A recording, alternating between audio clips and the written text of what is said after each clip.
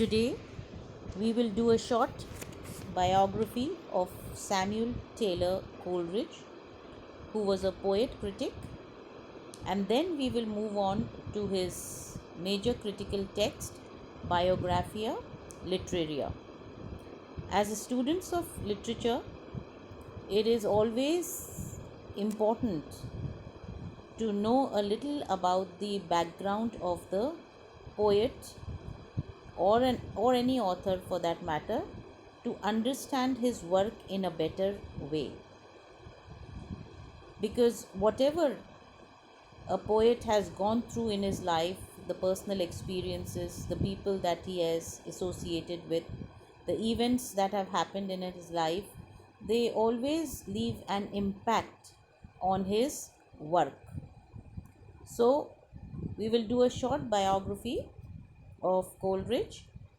Coleridge was born at the village of Ottery in Devonshire, England in the year 1772. He was the youngest of 9 brothers and 1 sister. His father was the vicar of the village. He was a visionary man, very unworldly, and these same qualities Coleridge inherited, but in an intensified form. As a boy, he was very imaginative, precocious, and solitary. His life in the village was quite happy and peaceful, but it came to an end soon with the death of his father when he was only 9 years old.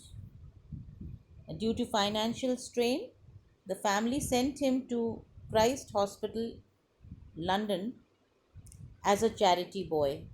Christ Hospital, London was just not a hospital only, but it was also a school which catered to the needs of people belonging to uh, poor families. And so Coleridge was sent there for free education. And the headmaster of that school was a man of literary tastes, and he gave much valuable guidance to Coleridge. Coleridge's gift of eloquence was already evident, and he was admired a lot by his uh, peers and inspired them. And at a very young age, he had started writing poetry and understanding philosophy. Uh, Soon after, the French Revolution started, and his this fired his youthful imagination with revolutionary zeal during the next few years.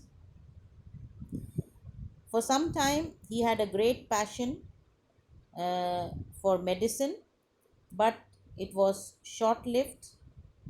And in the meanwhile, his sister died, and he became quite careless of his health and left the Christ Hospital and went to Cambridge.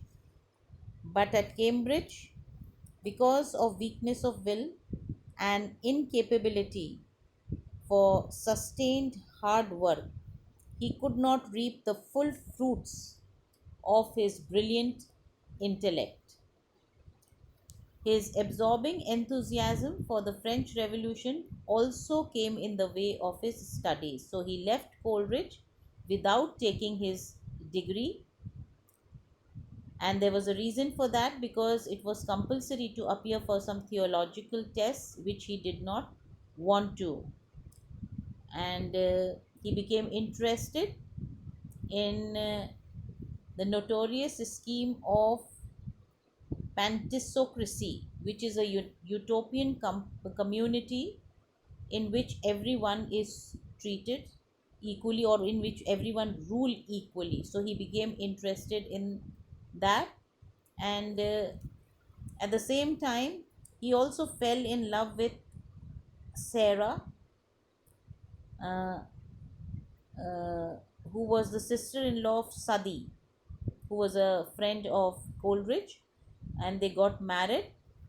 And this was one of the happiest periods of his life, but the financial problems were also there, but they were solved when he started teaching the son of a friend, and they helped him with his finances.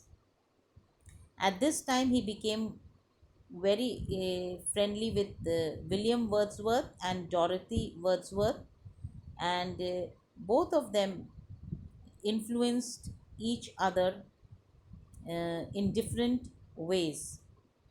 Now, domestic happiness and this wonderful congenial company resulted in a full flowering of Coleridge's genius, and it was during this period that he produced his greatest poems. But the happy period came to an end because Coleridge got into the habit of taking opium to relieve his neuralgic pains. These were severe pain in the head and the neck, kind of a pain which required a kind of a painkiller, and so to relieve that pain, he started taking opium, and that resulted in financial worries again, and he was compelled to take up the job of a preacher. His enthusiastic and inspired eloquence charmed everybody, but because of these duties, he was not able to devote much time to poetic creation.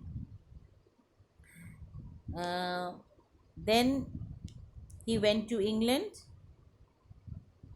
uh, and had a kind of a brilliant future for himself, and he also began it was also a period of unfulfilled promise, and he started drifting away from home ties. uh, at the same time, with Wordsworth, he undertook a tour to the Lake District and then settled in London to work as a journalist. uh, his relation with his wife at this time became strained, and he started suffering from ill health and depression. Then he left for Malta in search of a place to recuperate, and on his return back to London, he delivered some lectures, and he published a journal by the name of The Friends with Wordsworth. He got separated from his wife also, and his friends as well, including Wordsworth, and continued ill health uh, compelled him to take the help or take medical help, and quite a long period of his life passed in trying to overcome his uh, health problems, and he did overcome to some extent the habit of opium taking, and when he felt a little renewed and better, he renewed some friendships also, formed new ones also, and in that state of mind, he also composed some good works. There were occasional flashes of genius, and finally, he died in the year 1834.